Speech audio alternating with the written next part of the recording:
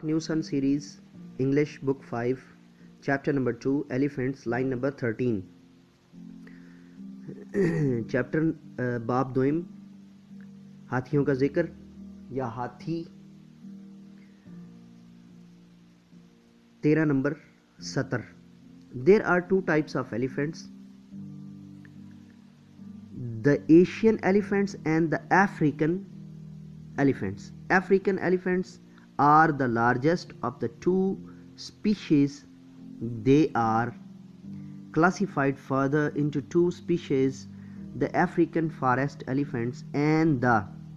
यहाँ पर सफ़ा ख़त्म हो रहा है तो यहाँ का इसका तर्जमा करते हैं, बाकी अगले सफ़ा पर दोबारा शुरू करेंगे नई स्लाइड के साथ.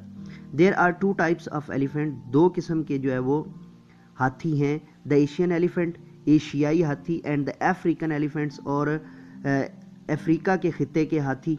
African elephants are the largest of the two species.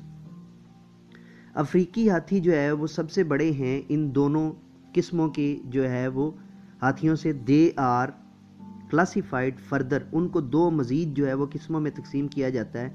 Into two species, मज़ीद दो अक़साम में, जानदारों की अक़साम में. The African forest elephants, Africa के फॉरेस्ट एलिफेंट, एंड द, और